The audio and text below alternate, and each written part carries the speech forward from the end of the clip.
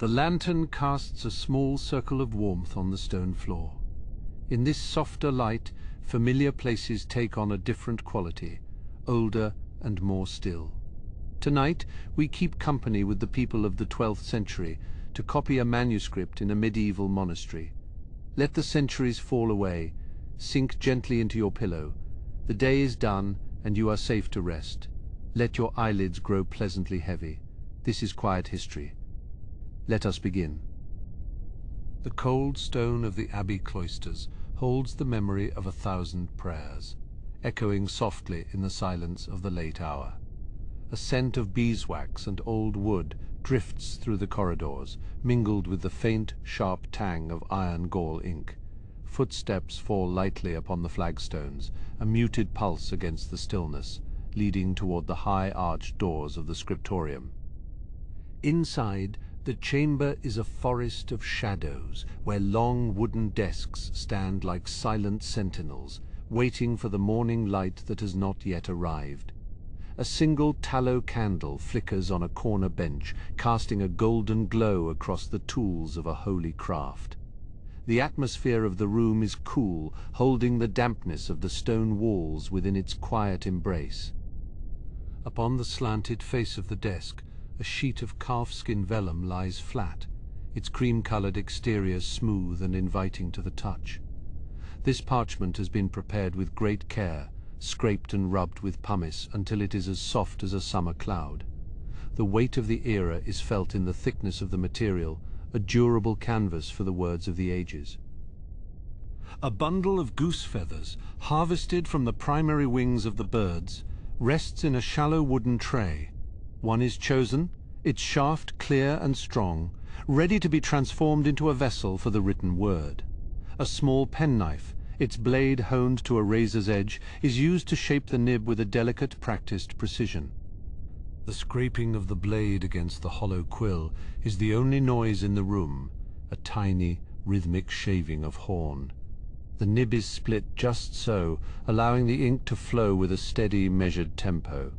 It is a task performed with the utmost patience, for a single slip could ruin the tool before its work has even started. A small jar of ink, dark as a moonless sky, sits securely in a hole carved into the desk. This liquid is made from crushed oak galls and iron salts, a recipe handed down through generations of scribes. It possesses a certain density, a richness that promises to endure for centuries once it meets the page. The scribe takes his seat upon a high-backed wooden stool, his coarse wool habit rustling softly as he finds his place. His posture is upright, his breathing slow and even, as he prepares his mind for the labor of the hours ahead. There is no haste here, only the steady focus of a man dedicated to a singular, holy purpose. Before the writing can start, the page must be ruled with a lead point, creating faint guidelines for the letters to follow. These lines are nearly invisible in the dim light, yet they provide the structure that ensures every word sits in perfect alignment. The metal point glides across the vellum, leaving a silver trace that guides the hand through the labyrinth of the text. The first dip of the quill into the inkwell is a moment of profound stillness.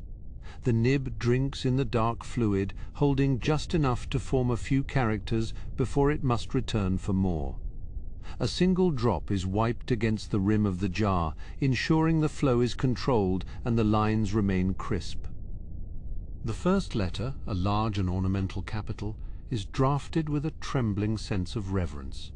It is an I, the beginning of a sacred passage, and it occupies a space of honor at the top of the folio.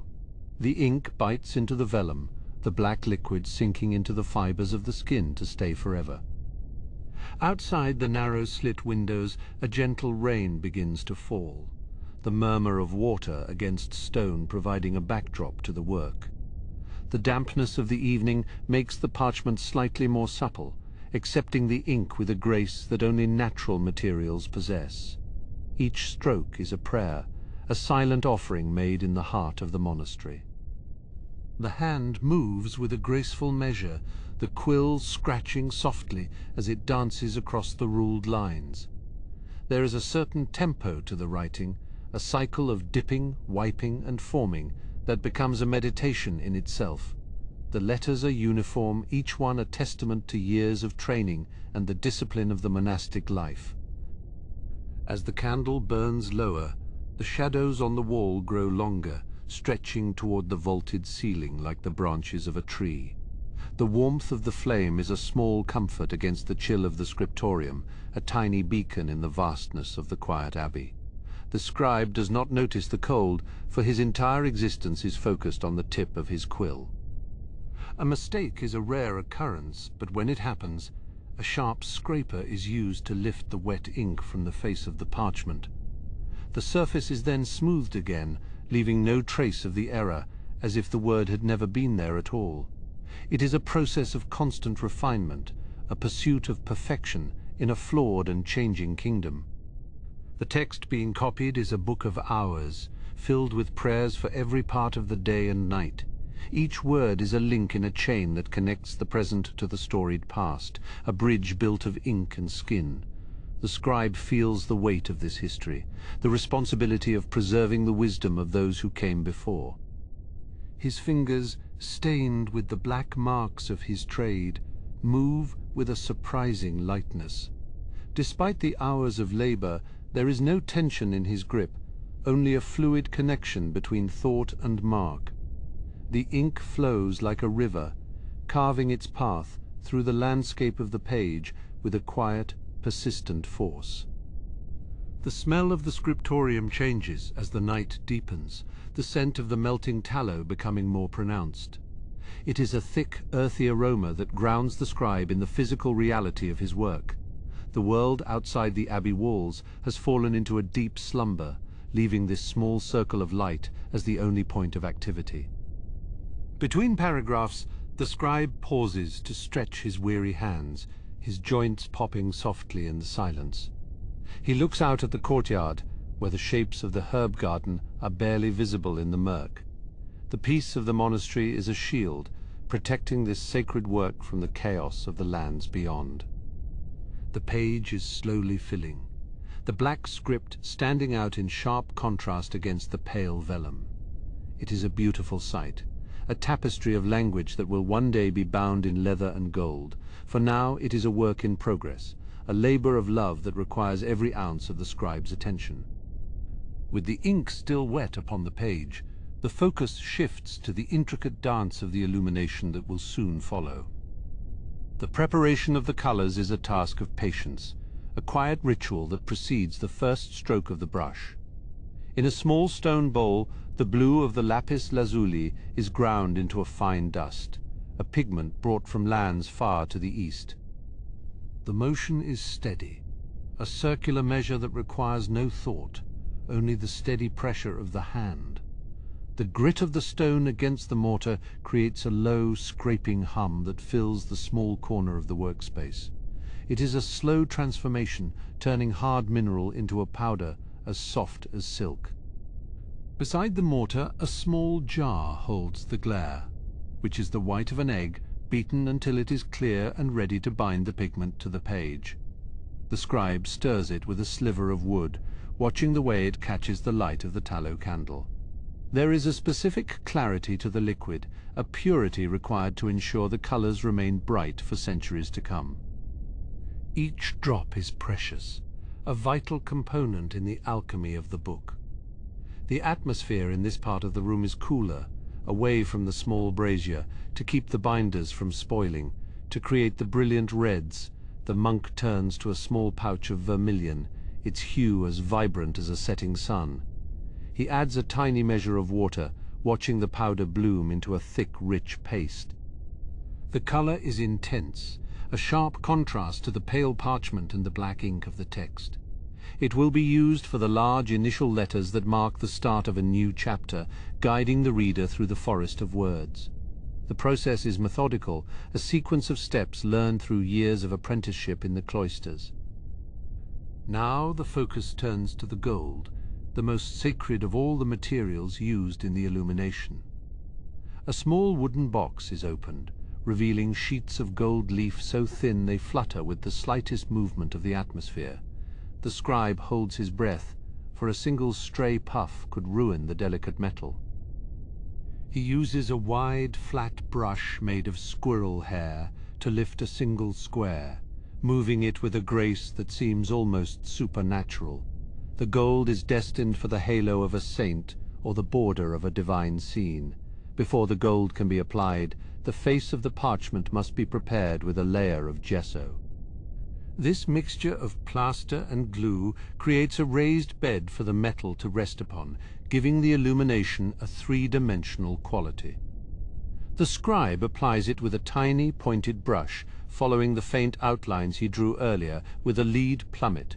The gesso must be perfectly smooth, for any bump will be magnified once the gold is polished.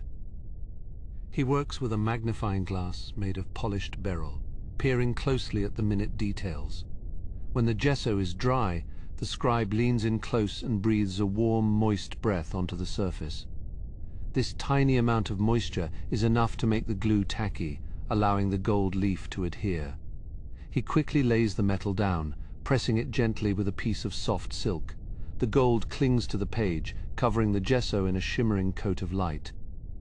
It is a moment of quiet magic, seeing the dull plaster transformed into something that glows like a captured star. Once the gold is set, it must be burnished to a high shine. The scribe uses a tool tipped with a smooth, rounded dogtooth, rubbing the metal with a firm but gentle touch. The scraping noise is replaced by a soft, rhythmic sliding as the gold begins to gleam. The friction creates a small amount of heat which helps the metal bond even more tightly to the gesso. Under the candlelight, the gilded letter starts to reflect the room, a tiny mirror of the scribe's world. With the gilding complete, the work moves to the application of the pigments. The scribe selects a brush so fine it consists of only a few hairs from the tail of a miniver. He dips it into the blue paste, wiping the excess on the edge of the stone bowl. The first stroke is a thin line, a delicate boundary that defines the shape of a leaf in the border decoration. His hand is as steady as the stone walls of the Abbey, moving with a precision that defies the dimness of the room. He layers the colors, starting with the darkest shades and gradually adding highlights to create a sense of depth. The green of the malachite is used for the vines that twist around the gilded letters, their tendrils reaching toward the edges of the vellum. Each leaf is a tiny masterpiece, with veins drawn in a lighter shade of emerald. The work is slow, for each layer must dry completely before the next is applied. Time in the Scriptorium is measured not by the clock, but by the drying of the ink and the setting of the glue. As the scribe works, the silence of the room is occasionally broken by the distant chime of a bell. It is the call to prayer, a reminder of the spiritual purpose behind this labor. He does not rise, for he has been granted a dispensation to continue his work during the late hours. The book he is creating is a prayer in itself, a physical manifestation of devotion. The stillness of the monastery at this hour is a comfort, a space where the mind can focus entirely on the beauty of the task. He looks at the page, seeing the way the colors and the gold interact. The blue is deep and cool, a perfect foil for the warmth of the gilded surfaces. The red adds a pulse of energy, drawing the eye to the most important parts of the text. It is a balanced composition, a harmony of light and shadow that reflects the order of the heavens. The scribe feels a sense of peace, a quiet satisfaction in seeing the vision in his mind take shape on the parchment. Beyond the Scriptorium, the Abbey is a place of shadows and cold stone. The cloisters are empty, the moonlight casting long silver rectangles across the tiled floor. The herb garden is a tangle of dark shapes, the scent of lavender and rosemary hanging in the still atmosphere. The world outside the walls is a distant memory, a place of noise and movement that has no place here. In this sanctuary of learning, the only reality is the page and the light of the candle. The scribe pauses to sharpen his knife, the whetstone making a crisp, metallic note in the silence. He uses the blade to trim a stray fiber from the edge of the parchment, his movements economical and sure. The tools of his trade are simple but effective, refined over centuries of use. A small horn of water sits nearby, used to thin the pigments or wash the brushes. Everything has its place, a system of order that allows the work to proceed without interruption. He turns his attention to the smaller details of the illumination, the tiny flowers and mythical creatures that inhabit the margins. These drolleries are a place for creativity, where the scribe can add a touch of humor or a personal flourish. He paints a tiny rabbit hiding among the vines, its fur rendered in delicate strokes of brown and white. It is a small secret, a hidden detail that only the most observant reader will find. These flourishes bring the page to life, adding a human touch to the sacred text. The candle has burned down halfway, its flame dancing in a slight draught from the window. The scribe adjusts the shield, a piece of thin horn that softens the light and protects the flame. The shadows on the wall shift and change, creating a sense of movement in the stationary room. He feels the weight of the hours, but his mind remains sharp, fueled by the importance of the manuscript. Every stroke of the brush is a commitment to the future, a gift to those who will read these words long after he is gone. He begins to work on the background of the scene, a field of tiny dots made with the tip of his brush. This technique, known as diapering, creates a textured surface that catches the light in different ways. It requires a steady hand and a great deal of patience, for there are thousands of dots on a single page. The cadence of the work is hypnotic, a repetitive motion that lulls the senses into a state of deep concentration. The scribe is no longer aware of his body, only the point where the brush meets the vellum. In the corner of the room, a stack of finished pages sits in a wooden press, their edges weighted down to keep them flat. Each one represents weeks of labor, a collective effort of the brothers who prepared the skins, ruled the lines, and wrote the text. The scribe feels a sense of kinship with them, even though they are now asleep in their cells. They are all part of the same storied tradition, a chain of hands passing knowledge from one generation to the next. He picks up a small piece of pumice stone and lightly rubs a section of the parchment where the ink has skipped. The stone is abrasive enough to smooth the face of the skin without tearing it, creating a perfect surface for the correction. He then reapplies the ink, the black line flowing smoothly once more. It is a reminder that even in a work of such beauty, there is always room for refinement. The pursuit of perfection is a journey, not a destination, a path that requires constant vigilance and care. As the night reaches its deepest point, the scribe feels a sense of completion for this segment of the work. The illumination is nearly finished, the colors vibrant and the gold gleaming with a new brilliance. He carefully cleans his brushes, swirling them in the horn of water until the bristles are clear. He stores the pigments in their jars, sealing them tightly to prevent them from drying out. The workspace is returned to its state of order, ready for the next day of labor. He stands and stretches, his joints creaking in the stillness of the room. The cold of the stone floor seeps through his leather shoes, a sharp reminder of the physical world. He looks one last time at the page, a smile touching his lips as he sees the way the candlelight plays across the gilded surface. The work is good, a testament to the discipline and devotion of the monastic life. With a final look at the quiet scriptorium, he prepares to move toward the next stage of the evening's journey. The scribe moves away from his slanted desk, his footsteps making a soft, hollow thud against the flagstones. He carries a small lantern, its flame dancing within the horn casing, casting long amber shadows across the vaulted ceiling. In this quiet hour, the scriptorium feels like a cathedral of thought, where every archway holds the memory of 1,000 prayers. He approaches the long table where the pigments are ground, the smell of linseed oil and vinegar rising to meet him. Upon the stone slab, a heavy muller of black granite rests, its base stained with the ghost of a deep ultramarine blue. The fine powder of ground lapis lazuli still clings to the edges. a treasure brought from lands thousands of miles to the east. He runs a finger along the edge of the stone, feeling the microscopic grit of the mineral. It is a reminder of the many hands that have worked here, each contributing a small part to the beauty of the holy books.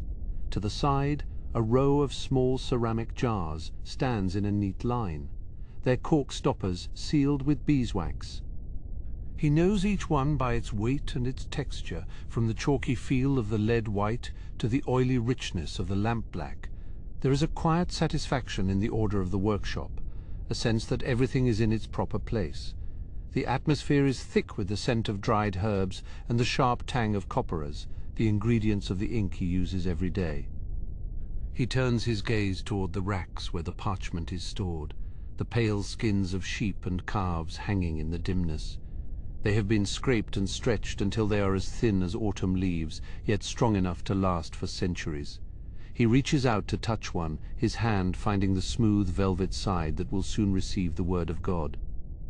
The skin is cool to the touch, a blank canvas waiting for the breath of life to be breathed into it by his quill. In the corner of the room, a large wooden press stands silent, its heavy screw tightened down on a stack of finished quires. These are the gathered pages of a gospel book waiting to be sewn together into a single, enduring volume. He can almost feel the weight of the knowledge contained within them, the wisdom of the fathers and the stories of the saints. It is a burden he carries with joy, a labor that gives meaning to his quiet monastic life. He leaves the Scriptorium and steps out into the cloister walk, the cool evening breeze brushing against his face. The stone arches frame the star-filled sky, the constellations wheeling slowly above the Abbey walls. The silence here is profound, broken only by the distant murmur of the river and the occasional hoot of an owl in the woods. He walks the length of the corridor, his shadow stretching and shrinking as he passes the flickering wall torches. In the center of the courtyard, the monastery well stands like a silent sentinel, its stone rim worn smooth by generations of rope. He peers into the depths, seeing the reflection of the moon shimmering on the dark water far below. It is a deep, cool wellspring, a source of life for the brothers, and a symbol of the grace that sustains them. He draws a breath of the crisp evening atmosphere, feeling the tension of the day's work begin to melt away. He passes the door to the herb garden, where the scent of rosemary and lavender persists in the dampness. Even in the late hour, the garden is a place of peace, a sanctuary where the healing plants of the earth are nurtured with care. He thinks of the infirmera, who will come here in the morning to gather the leaves for his medicines. Every part of the monastery is connected, a single body working together for the glory of the Creator. Further along, he reaches the entrance to the refectory, the long wooden tables standing empty and clean. The smell of baked bread and vegetable pottage still hangs in the room, a lingering memory of the evening meal. He remembers the quiet reading that accompanied the food, the words of the Scripture nourishing the soul as the bread nourished the flesh. It is a place of community where the brothers gather to share the fruits of their labor and the strength of their faith. He moves toward the warming room, the only place in the Abbey where a fire is allowed to burn through the winter. The embers in the great hearth are still glowing, a soft red pulse in the center of the room. He warms his hands for a moment, the heat seeping into his bones and easing the stiffness in his fingers. The flicker of the firelight plays across the stone walls, creating a dance of light and shadow that is both mesmerizing and comforting. In the cellar beneath the refectory, the air is cool and damp, smelling of earth and fermented grapes. Rows of large oak barrels are stacked against the walls, containing the wine and ale that sustain the brothers in their work. He walks between the pillars, the lantern light reflecting off the damp stone and the iron hoops of the casks. It is a place of storage and preparation, a hidden world that supports the life of the Abbey above. He climbs the spiral stone staircase that leads back to the upper floors, his muscles complaining slightly at the ascent. The The steps are narrow and worn in the center, smoothed by the passage of countless feet over the years. He feels the history of the building in the very stones, a sense of continuity that stretches back to the founding of the order. He is but one small part of a vast ongoing story, a single thread in a tapestry of devotion. Returning to the Scriptorium, he finds the room just as he left it, a sanctuary of peace and purpose. He sets the lantern on a central table and looks at the tools of the binder's craft, the needles and the linen thread. There are wooden boards waiting to be covered in leather, and small brass clasps that will hold the books shut. Each tool is a masterpiece of function, designed for a specific task in the creation of a lasting work. He picks up a small pot of glue made from boiled rabbit skins, the substance now cold and gelatinous. In the morning, it will be heated over a small brazier until it is liquid and clear, ready to bind the leather to the wood. He also examines the sharp knives used for trimming the edges of the pages, their blades honed to a razor edge. Everything must be precise, for a single mistake could ruin months of careful labor. He looks at the brass compass and the lead ruler he uses to mark the margins of the pages. These instruments of geometry ensure that every line of text is perfectly aligned, creating a sense of order and harmony on the page. The pursuit of beauty is not merely an aesthetic choice, but a reflection of the divine order that governs the universe. In the small details of his work, he finds a connection to the infinite. As he prepares to leave for the night, he looks one last time at the window, where the first hint of frost is beginning to form on the glass. The world outside is still and cold, but inside the Scriptorium the spirit of the work remains warm. He feels a deep sense of gratitude for the opportunity to serve in this way, to be a guardian of knowledge and a creator of beauty. The day has been long, but the rewards are eternal. He closes the heavy oak door of the Scriptorium, the iron key turning with a solid, satisfying click in the lock. The sound echoes through the empty hall, a final note in the symphony of the day's work. He begins the long walk toward the dormitory, his mind already turning toward the prayers of the morning office. The cycle of the monastery continues, a measured tempo that guides his life from one day to the next. In the dimness of the corridor he passes the statues of the saints, their stone faces serene in the flickering light. He feels their presence as a source of strength, a reminder of the many who have walked this path before him. Their lives are recorded in the very books he helps to create, their words preserved for the benefit of those yet to come. It is a sacred trust, a mission that requires both humility and excellence. He reaches the door to his cell and pauses, looking back toward the heart of the Abbey. The towers rise dark against the starry sky, a fortress of faith in a changing world. He knows that as long as the brothers continue their work, the light of knowledge will never truly go out. With a final prayer of thanks, he enters his room, the quiet of the night wrapping around him like a warm cloak. The transition from the labor of the hand to the rest of the spirit is a gentle one, a natural progression in the life of a scribe. He knows that when the sun rises, he will return to his desk, ready to begin the next page of the story. For now, the silence of the Abbey is his companion, a peaceful end to a day of devotion and craft. The work is resting, but the legacy of the word continues to grow in the stillness. The straw mattress rustles softly as the brother finds his place of rest. Within the small cell, the fragrance of dried lavender and old wood persists, clinging to the rough-hewn walls. Outside, the wind whispers against the limestone masonry, a lonely traveller in the late hour. The small window, a mere slit in the thick stone, reveals a sliver of the velvet sky where stars pulse with a cold, distant light. Across the courtyard, the monastery kitchen remains in a state of suspended animation. The great hearth, which roared with life during the midday meal, has been reduced to a bed of glowing embers. A single iron pot hangs from a soot-stained crane, its contents long since distributed, yet the smell of roasted leeks and barley bread persists in the rafters. The stone floor feels the chill of the midnight hour, a stark contrast to the warmth that radiated here only hours ago. In the corner of the larder, sacks of grain rest like sleeping giants. The woven flax is rough to the touch, holding the bounty of the autumn harvest within its coarse embrace. A mouse scurries across a wooden beam, its tiny claws making a faint clicking noise that quickly vanishes into the stillness. The overhead beams, carved from sturdy oak centuries ago, bear the weight of the building with a silent, steadfast grace. Moving toward the infirmary, the atmosphere shifts to one of medicinal quiet. Bundles of dried sage, rosemary, and chamomile hang from the ceiling, their silver leaves catching the dim light of a single tallow candle.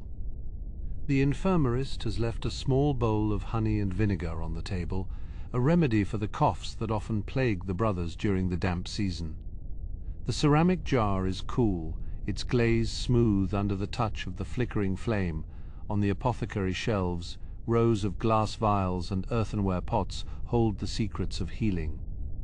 Each vessel is labeled in a neat, cramped hand, detailing the tinctures of poppy and the salves made from crushed marigold.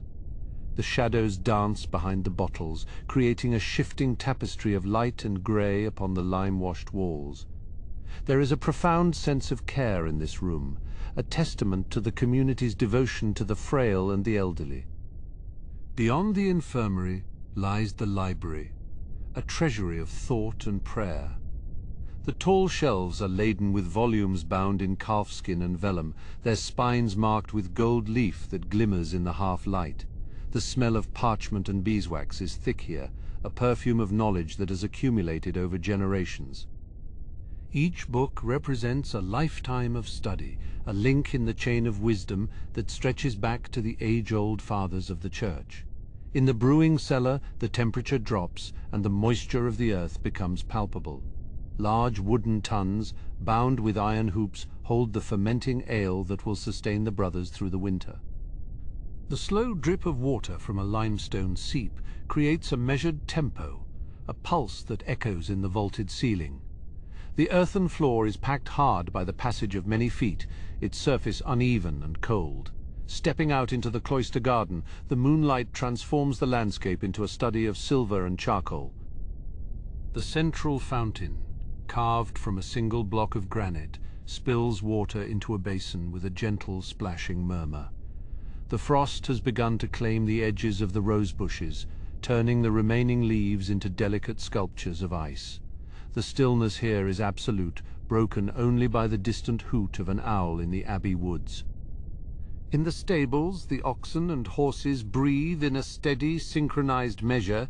Their warmth fills the timber structure, mingling with the scent of dry hay and oiled leather. A horse shifts its weight, the straw beneath its hooves crunching with a soft, rhythmic quality. The animals are at peace, their labors finished for the day, their presence a grounding force in the spiritual landscape of the monastery. Near the main gate, the watchman's lantern casts a warm amber glow against the iron-studded oak of the portal. The lantern frame, fashioned from pierced tin, throws patterns of light across the cobblestones like a constellation brought down to earth. The watchman sits on a low stool, his wool cloak wrapped tightly around his shoulders to ward off the biting chill. He listens to the forest beyond the walls, the rustle of the trees a familiar language of the wilderness. Inside the refectory, the long trestle tables stand empty and scrubbed clean. The benches, polished by the habits of 100 monks, reflect the moonlight streaming through the high arched windows. A single wooden bowl remains on the high table, a reminder of the communal life that defines this place. The silence here is not empty, but full of the echoes of shared meals and the reading of the holy word. In the chapel, the vigil lamps flicker before the altar, their flames small and unwavering. The scent of frankincense remains in the nave, a sweet, resinous cloud that rises toward the vaulted ceiling. The stone saints in their niches look down with serene expressions, their features softened by the dimness. It is here that the heart of the Abbey beats most clearly in the constant presence of the divine. Walking through the cloisters, the shadow of the arches creates a repetitive pattern on the flagstones. The masonry is cold and damp, holding the memory of the evening mist. A single fern grows from a crack in the stone, its fronds unfurling in the quiet of the late hour. The architecture itself seems to breathe, a living monument to the faith that built these walls and the hands that maintained them. At the center of the courtyard, the stone well stands as a silent sentinel. The iron crank is still, the rope coiled neatly beside the wooden bucket. Looking down into the depths, one can see the reflection of a single star on the face of the water. The well is the lifeblood of the community, a deep connection to the earth that provides for all their needs. In the laundry room, the smell of wood ash and damp linen lingers in the atmosphere. Large wooden tubs are stacked against the wall, their staves weathered by years of use. A small fire still smoulders in the laundry hearth, providing just enough heat to prevent the pipes from freezing. The simplicity of the tools here reflects the humble nature of the work, a service performed with quiet dedication. The exterior of the Scriptorium is a wall of dark stone, its narrow windows like closed eyes. Inside, the ink is drying in the wells, and the quills are resting in their trays. The great work of the manuscript is paused, but the spirit of the labor continues to dwell in the silent room. The building stands as a fortress of memory, protecting the words that will be read by those who are not yet born. High above in the bell tower, the great bronze bells hang in the shadows. The thick hempen ropes dangle toward the floor, waiting for the hands that will pull them at the first light of dawn.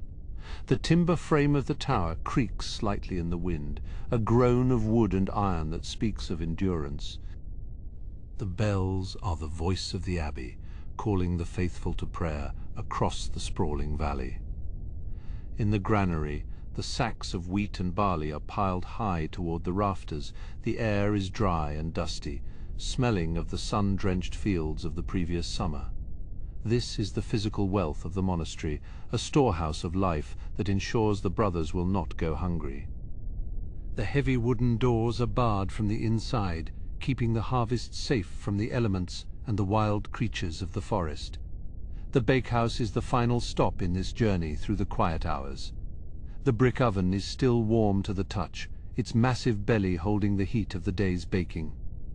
A few crumbs of crusty bread remain on the wooden peel, a small sign of the labor that provides the daily sustenance. The room is peaceful, a sanctuary of grain and fire that serves the most basic needs of the spirit and the body. As the night reaches its deepest point, a profound stillness covers the entire abbey and the surrounding lands. The stars move in their celestial dance, unhurried and constant, mirroring the measured life within the walls. Every stone, every beam, and every soul is at rest, held in the embrace of a time-worn peace. The transition toward the first light of the morning is subtle, a gradual thinning of the murk that signals the approach of a new day of devotion and craft. Beyond the main cloister, the parchment maker's shed holds a different kind of quiet. The atmosphere here is cool and carries the faint, sharp scent of lime and damp hide. Large wooden frames, known as hearses, stand in the dimness, holding skins tight with cord and wooden pegs. The tension in the parchment is palpable, a silent strain that transforms animal skin into a vessel for the divine word. A crescent-shaped knife, the lunellum, rests on a nearby bench, its edge honed to a terrifying sharpness. The metal gleams faintly, reflecting the absence of light in this early hour. Small piles of pumice and chalk dust lie scattered across the workspace. These humble minerals are used to smooth the face of the skin, removing any lingering oils or imperfections. Every inch of the material must be perfect, for a single flaw could catch the quill and ruin a week of labor. The process of preparing the vellum is long and arduous, requiring a steady hand and a patient heart. The skins are soaked in large wooden vats filled with a lime solution which loosens the hair and prepares the hide for scraping. The scent of the lime is pungent, a reminder of the chemical transformation taking place in the murk. Once the skins are cleaned and stretched, they are left to dry in the cool, circulating atmosphere of the shed. The parchment maker checks them by touch, feeling for the exact degree of suppleness and strength.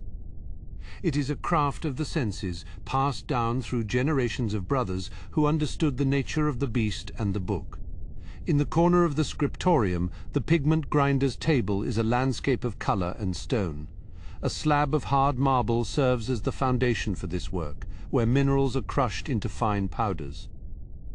The noise of the stone muller against the slab is absent now, but the stains of past work remain. Specks of blue, derived from precious lapis lazuli, sparkle like fallen stars in the crevices of the wood. This pigment has traveled thousands of miles across mountains and seas to reach this quiet room. It is more valuable than gold reserved for the robes of the Virgin and the skies of paradise. Nearby, a cluster of small ceramic jars holds the binders that will turn dust into paint. Egg yolk, clear gum from distant trees, and honey are mixed with the powders to create a medium that will endure for centuries. The jars are corked tight, preserving the rich hues for the coming day's illumination. The red ink, or vermilion, is kept in a separate vessel, its color as bright as a fresh wound. It is used for the rubrics, the headings and instructions that guide the reader through the text. The preparation of this ink is a delicate matter, involving the heating of mercury and sulfur in a sealed crucible. The library door creaks softly as it is pushed open, revealing rows of wooden presses. Here the finished books are kept, their covers protected by thick leather and brass bosses. Iron chains clink gently, tethering the most valuable volumes to the shelves, to ensure they never wander. The weight of the knowledge kept here is almost physical, a collective memory of the Church and the classical world. Each spine is a testament to years of devotion, containing the thoughts of saints, philosophers, and historians. The smell of old calfskin and beeswax fills the small chamber. The books are bound with oak boards, covered in pigskin or vellum that has been dyed a deep, earthy red. The metal clasps hold the pages tight, protecting the delicate ink from the dampness of the monastery walls. To open one of these volumes is to enter a conversation with the dead, a privilege held with great reverence. Outside, in the infirmary garden, the pre-dawn frost has turned the herbs into silver sculptures. Sage, rosemary, and hyssop stand stiff in the cold, their scents muted by the chill. The monks who tend this plot know the healing power of every leaf, a different kind of alchemy than that of the Scriptorium. The garden is a place of quiet growth, even in the dead of winter. The low stone walls provide shelter from the wind, allowing the more delicate plants to survive the harsh season. In the dimness, the shapes of the bushes are like crouching animals, waiting for the sun to wake them. A bundle of dried lavender hangs from a low rafter in the garden shed, its fragrance a soft memory of the summer. The flowers have faded to a greyish purple, but their essence remains trapped within the brittle stems. It is a scent of peace used to freshen the linens of the sick and the weary. The warming room or calefactory is the only place where a fire is permitted to burn. A few embers still glow in the depths of the hearth, casting a faint orange light across the stone floor. This is where the brothers come to thaw their frozen fingers before returning to the cold ink of the Scriptorium. Long wooden benches line the walls, their surfaces polished by the habits of generations. There is a sense of shared humanity here, a place for brief, whispered words and the simple comfort of heat. The stone of the fireplace is blackened by soot, a record of countless winters survived. In the sacristy, the silver vessels for the morning mass are being prepared with silent care. A chalice, chased with intricate patterns of vines and grapes, sits upon a linen cloth. The metal is cold to the touch, but it will soon hold the wine of the sacrament. The vestments are laid out in the order they will be donned, their silk threads shimmering in the candlelight. gold embroidery catches the flickering flame, depicting scenes of sacrifice and glory. These garments are not for the man, but for the office, a visual representation of the sacred. The cloister walk is a tunnel of shadow, the pointed arches framing the grey sky of the courtyard. The stone flags are cold beneath sandaled feet, a reminder of the physical discipline of monastic life. The only movement is the slow drift of mist between the pillars. A stone basin, the lavabo, stands near the entrance to the refectory. The water within is still and dark, a mirror for the fading stars. Here the brothers will wash their hands before the first meal, a ritual of cleanliness that precedes the nourishment of the body. A single taper is lit from a wall sconce, its flame a tiny beacon in the immensity of the stone corridor. The shadow of the brother carrying it stretches long against the masonry, a flickering giant in the half-light. The day stirs into life, not with a shout, but with the soft rustle of wool. The habits of the monks are weighted and coarse, made from the wool of the Abbey's own sheep. They provide warmth against the damp stone, but they are also a constant reminder of the vow of poverty. The sound of the fabric brushing against the floor is the only cadence in the silent hallway. The transition from the deep silence of the night to the structured devotion of the morning is seamless. Every action is a prayer, every task a step toward the divine. The monastery is a machine of faith, powered by the quiet labor of those who seek the light. The transition toward the first office of the day is nearly complete, as the silent monastery prepares to find its voice once more. The echoes of the morning office have finally retreated into the high stones of the chapel, leaving behind a silence that is both profound and expectant. In the Scriptorium, the light of the early sun moves into a slow ascent, filtering through the narrow leaded panes of the windows. It touches the edges of the wooden carrels, those small private enclosures where the work of a lifetime is measured in the length of a single line. Here the atmosphere is cool and smells faintly of damp stone and dried herbs, a scent that has persisted for centuries. The desk is a simple construction of seasoned oak, slanted at a sharp angle to meet the scribe's eye. Its face is scarred by the marks of previous labors, a landscape of small nicks and ink stains that tell of decades of devotion. A single sheet of vellum is pinned to the board, its cream-colored plane waiting for the first mark of the morning. The skin is smooth, yet it retains the memory of the animal it once was, a subtle grain that guides the steady hand. Beside the desk, a small horn of ink is wedged into a hole in the wood, its dark contents reflecting the pale light. This liquid is a mixture of oak galls and iron salts, a recipe passed down through generations of librarians. It has a sharp, slightly metallic scent that cuts through the mustiness of the room. Nearby, a shallow dish holds a collection of quills, each one selected for its strength and flexibility during the long hours of the day. The scribe takes up a goose feather, his fingers finding the familiar grooves worn into the shaft. He tests the nib against his thumbnail, feeling for the slightest snag in the cut. A small, sharp knife lies ready at his elbow, used to trim the point to a perfect sloping edge.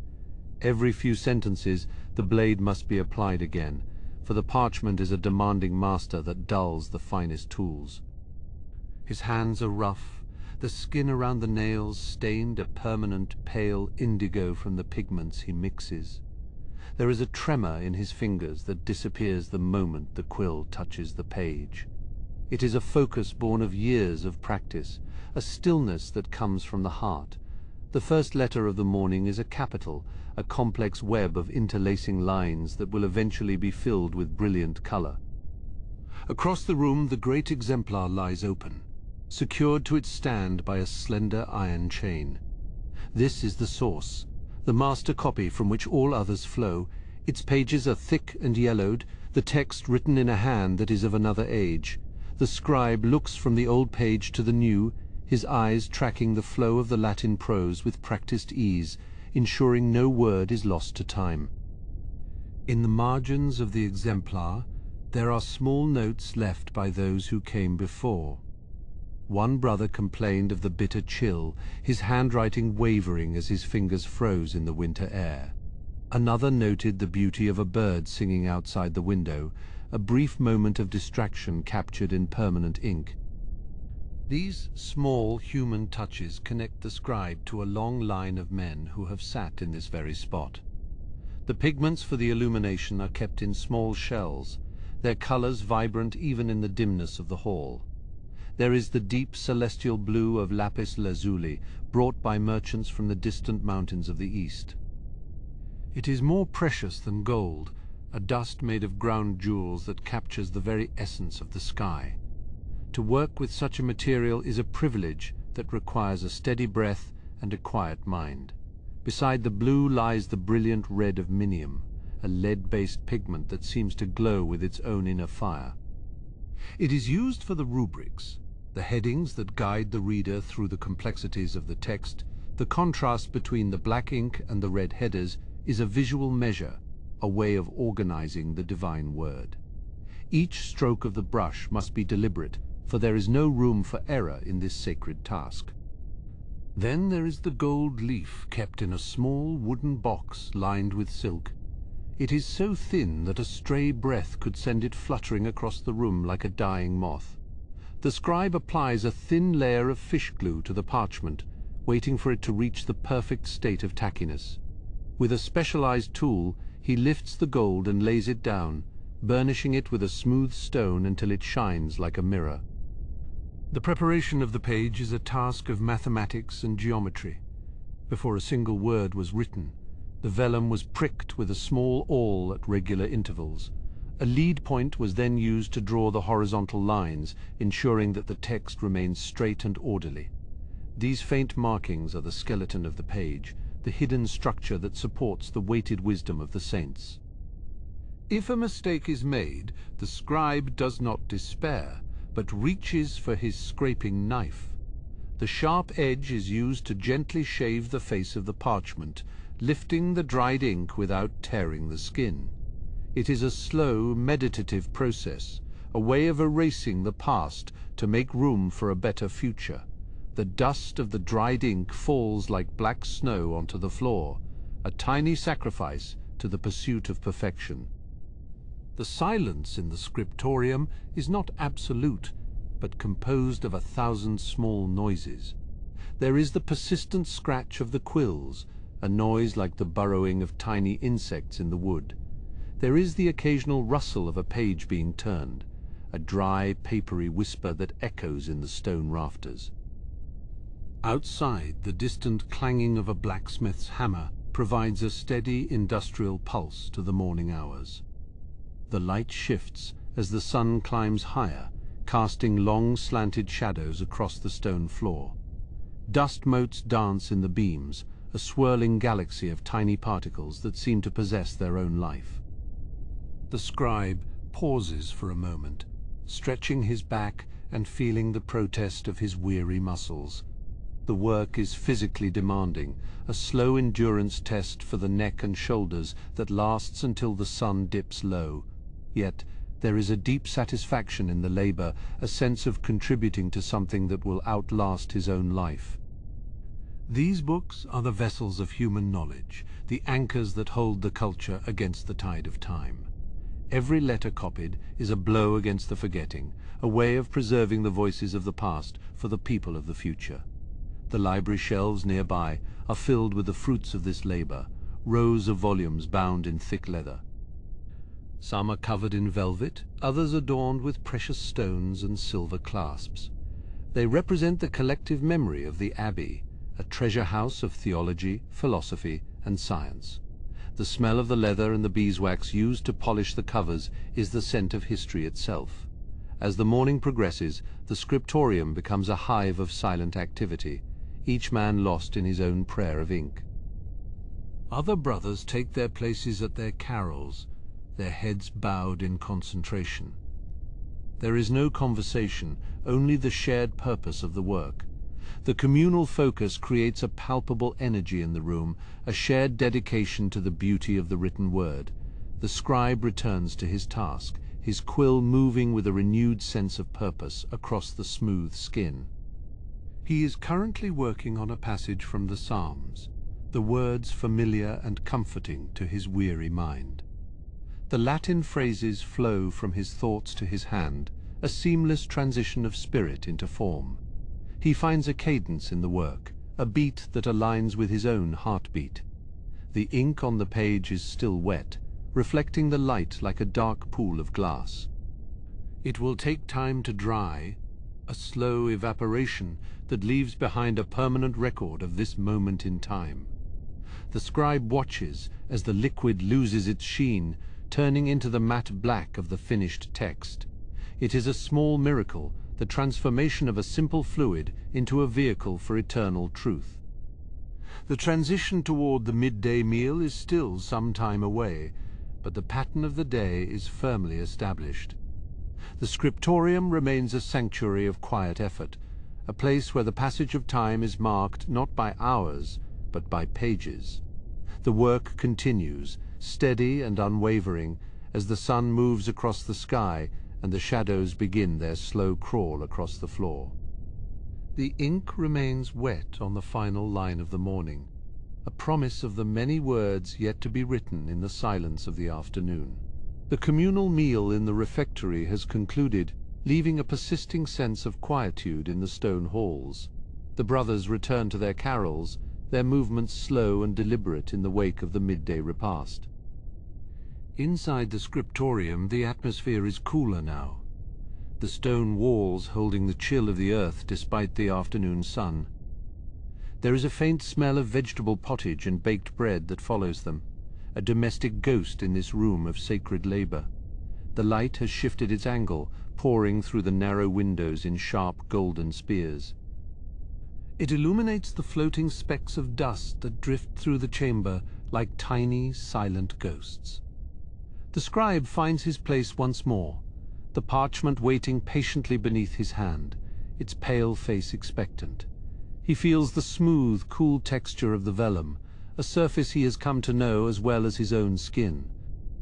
He takes up a small wooden bowl containing flakes of real gold, thinner than a dragonfly's wing.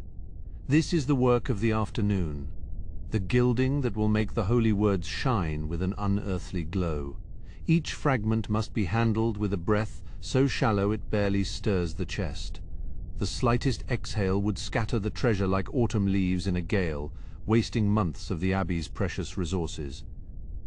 Using a slender brush made of squirrel hair, he applies a thin layer of fish glue to the designated area. The adhesive is clear and tacky, a nearly invisible map for the precious metal to follow.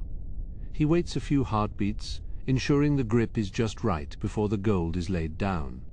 The precision required for this task is a form of meditation, a way of focusing the mind entirely on the present moment. The gold leaf is lifted on a flat cushion of leather, then transferred with the utmost care. It flutters for a second, a shimmering veil of light, before it meets the page and clings fast.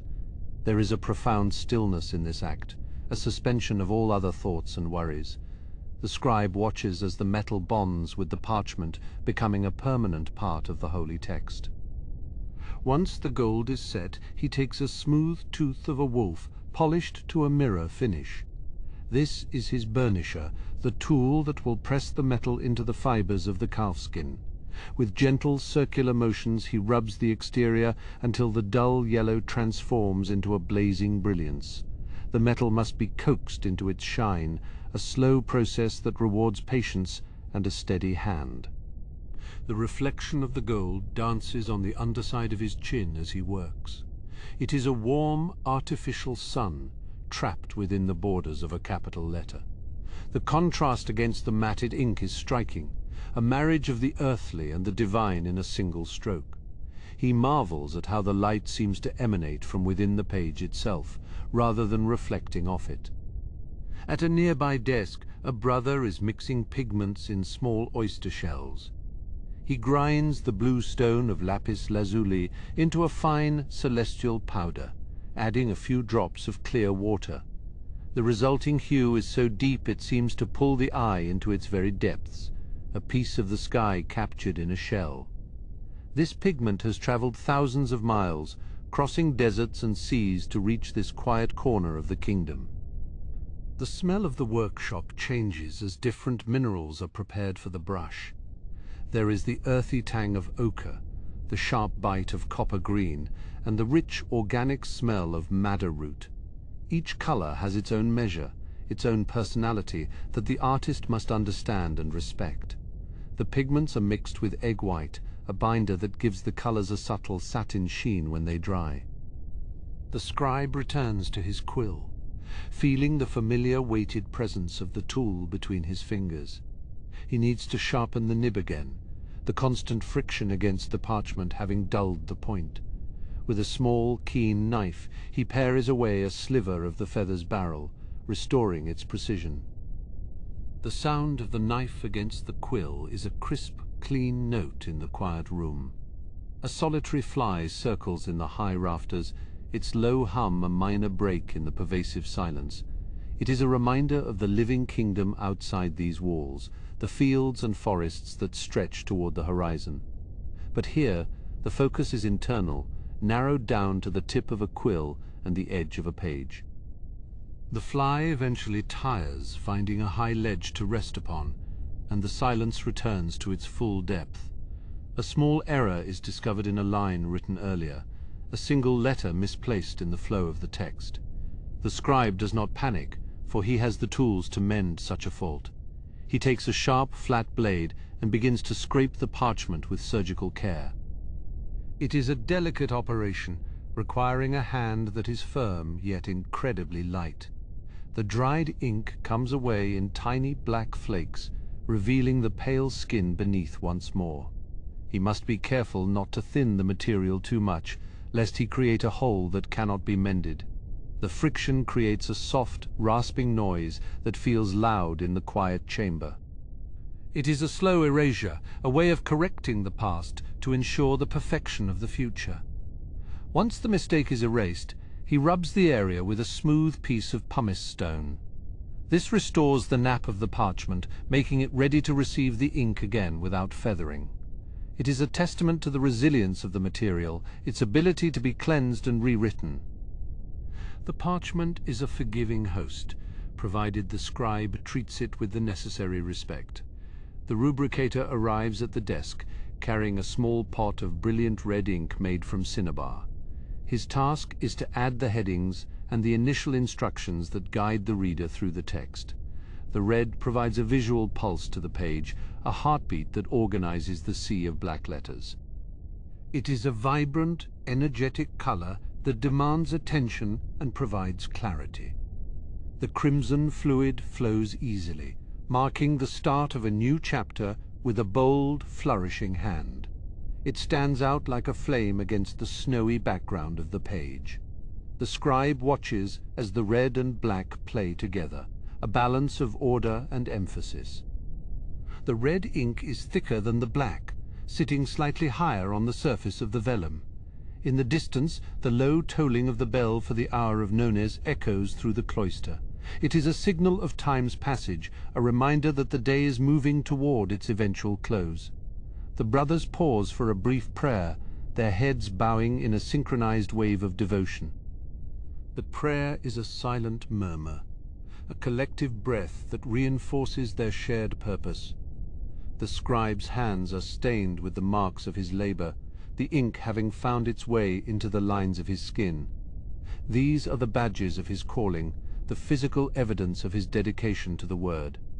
He rubs his palms together, feeling the stiffness that comes with the cooling afternoon. His fingers are cramped, but the pain is a familiar companion, a sign of a day well spent. He looks out the narrow window, catching a glimpse of the herb garden in the courtyard below. The lavender and rosemary are swaying in a light breeze, their scents lightly wafting through the open arcades. It is a peaceful sight, a well-ordered corner of a kingdom that can often feel chaotic. The garden is a living book, its rows of plants as carefully arranged as the lines of his manuscript. The shadows in the Scriptorium are lengthening now, reaching out across the floor to touch the bases of the desks. The golden light has turned to a deeper amber, signaling the approach of the evening. He prepares to close his inkwell, the lid clicking softly as it meets the ceramic rim. The day's production is laid out to dry, a row of pages that represent hours of focused effort. The day's work is nearly done, but the spirit of the manuscript remains vibrant and alive. Each page added is a link in a chain that stretches back through the centuries, connecting him to those who came before. He feels a sense of quiet accomplishment as he gathers his tools, ready for the transition into the evening hours. The ink remains a promise of the stories that will be told long after he has returned to the earth. The wooden bench groans softly as the scribe shifts his weight one final time. He reaches for a piece of soft linen, frayed at the edges, and begins the slow process of wiping the excess ink from the bronze nib. Every trace of the black fluid must be removed before the metal is laid to rest in its carved tray. The cloth absorbs the moisture, leaving behind a faint, dark stain that joins 100 others. This small act of care ensures that the quill will be ready for the first light of tomorrow. He picks up the small ceramic inkwell, its sides crusted with the dried remnants of 1,000 sentences. With a steady hand, he pours the remaining liquid back into a larger glass flask for safekeeping. The glass is thick and green, catching the dying light like a piece of trapped seawater. He presses a wax-sealed cork into the neck of the bottle, ensuring that no air can reach the precious ink and turn it to dust. The workstation, once a flurry of focused movement, is now returning to a state of quiet order. His eyes, tired from the hours of tracking tiny letters, wander across the desk to the smoothing stone. It is a piece of polished pumice, worn flat by years of erasing errors and preparing the vellum. He runs his thumb over its cold grey surface, feeling the slight grit that has helped him perfect his craft. The stone is a silent witness to the patience required in this holy labor.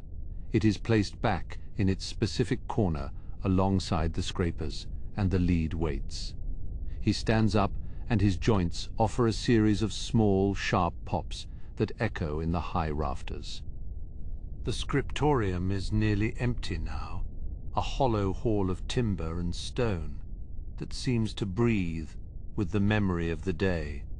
The long tables are like sleeping giants, their surfaces cleared of everything but the most essential tools. He feels the cooling temperature of the room as the sun dips below the high stone walls of the Abbey. The warmth of the day is being replaced by the sharp, crisp chill of the mountain air. Walking toward the door, his leather sandals make a rhythmic, slapping sound against the flagstones. Each step is a deliberate movement through the deepening shadows that pool in the corners of the hall. He passes the great lectern where the master scribe oversees the production of the most important texts. It stands tall and imposing, carved from dark oak that has been polished to a mirror-like sheen. The silence here is not an absence of noise, but a presence of profound and ancient peace. He enters the cloister, where the evening light is filtered through the delicate stone tracery of the arches.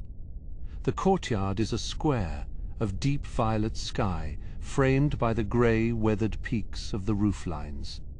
A few remaining birds are calling to one another, their voices sharp and clear in the still atmosphere. He pauses for a moment, leaning his shoulder against a cold pillar to watch the first star appear above the bell tower. The transition from the world of the hand to the world of the spirit is almost complete. In the distance, the low, resonant hum of the brothers gathering for the final office begins to drift through the stone corridors. It is a drone of voices that feels like the very foundation of the monastery itself. They are moving toward the chapel, their cowls pulled high, their faces hidden in the growing dimness. He joins the slow procession, his own pace matching the measured stride of those around him. There is no need for speech, for the silence of the evening is a language they all understand. Inside the chapel, the air is thick with the scent of old incense and the faint, sweet smell of melting beeswax.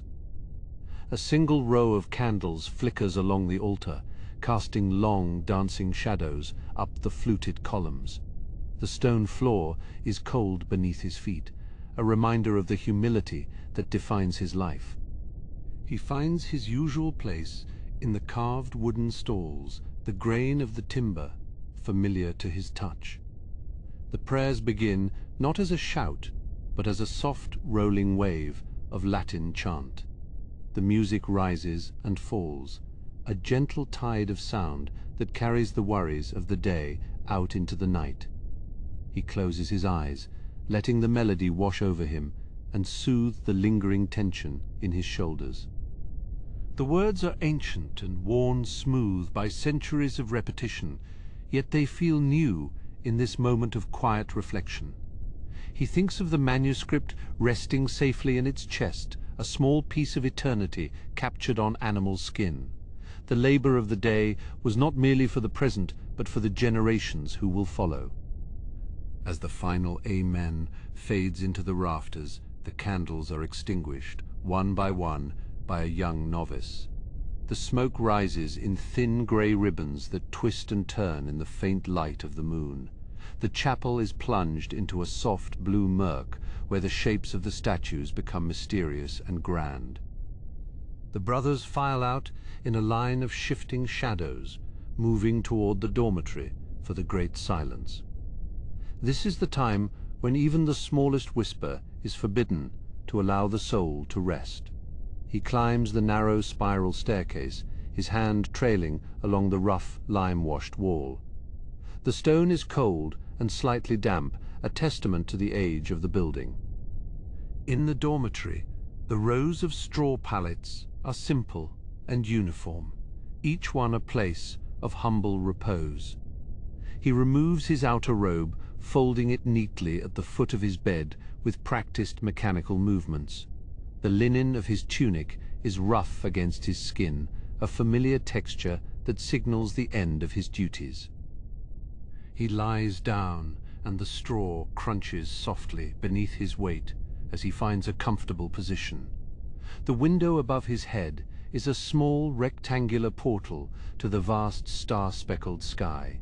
He can see the silver orb of the moon hanging high above the forest, casting a pale light across the room. The monastery is settling into its nightly slumber, the stone walls, holding the day's heat like a fading ember.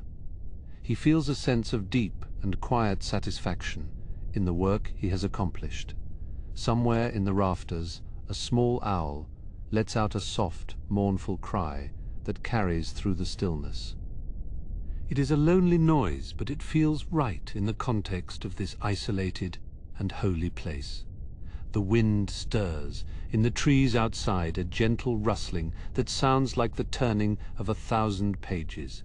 He breathes in the scent of the cooling earth and the faint, lingering aroma of the ink on his fingers. The world is at rest, and he is a part of that resting, a single thread in a grand and beautiful tapestry. His mind drifts back to the page he finished, the letters standing out bold and clear against the pale vellum. He can see the curve of the capital letter, the way the gold leaf would have caught the light if he had applied it. Tomorrow he will return to the Scriptorium, and the cycle will begin once more. But for now, there is only the dark and the soft, steady pulse of his own breathing. The fatigue in his body is a gift, a sign that he has given his all to his calling. The silence of the dormitory is absolute, broken only by the occasional sigh of a sleeping brother. It is a collective peace, a shared sanctuary from the chaos of the outer world. He feels the weight of the blankets pressing down on him, a warm and protective layer against the night chill. The thoughts of the day begin to dissolve like salt in water, leaving behind a clear and tranquil mind. He is no longer a scribe, but a soul drifting toward the shores of sleep. He imagines the library where the completed books are kept behind heavy, iron-bound doors. They are the treasures of the kingdom, the collective memory of a people who value the written word. Each volume is a fortress of knowledge protected by the stone and the prayers of the monks. He is proud to be a guardian of that knowledge, a humble servant of the quill and the page. The legacy he leaves is not one of stone or gold, but of ink and thought. The moonlight shifts across the floor, moving in a slow and silent arc. As the hours pass, it touches the edge of his bed, a silver finger that seems to bless his well-earned rest. The coldness of the room is a comfort now, making the warmth of his palate feel even more profound. He is drifting deeper into the soft velvet embrace of the evening where time has no meaning. The monastery, the valley, and the mountains are all held in a state of perfect and enduring grace. He can hear the distant muffled sound of the river flowing over the rocks at the bottom of the hill. It is a constant and unchanging noise, a reminder of the persistence of nature. Like the river, the work of the Scriptorium flows on, day after day, year after year. It is a stream of thought that never runs dry, as long as there are hands to hold the pen. He lets the sound of the water pull him further down into the depths of a dreamless and peaceful slumber. As the last vestiges of wakefulness slip away, he feels a profound sense of belonging. He is exactly where he is meant to be, doing the work he was born to do. The manuscript is finished for the day, and the story will continue when the sun rises again. The ink is dry, the tools are put away, and the great silence has taken hold. He surrenders to the quiet and the dark, finding his home in the heart of the night. The stars continue their slow dance across the heavens, unobserved by the sleeping monks. The Abbey stands as a beacon of light in a world that is often filled with shadow. But here, in the stillness of the late hours, there is only peace and the promise of a new dawn. The scribe sleeps, his hands at rest, his spirit at ease in the cradle of history. The book remains a silent witness to the beauty of a life spent in the service of the word. Thank you for walking through history with me tonight. Until next time on Quiet History, sleep well.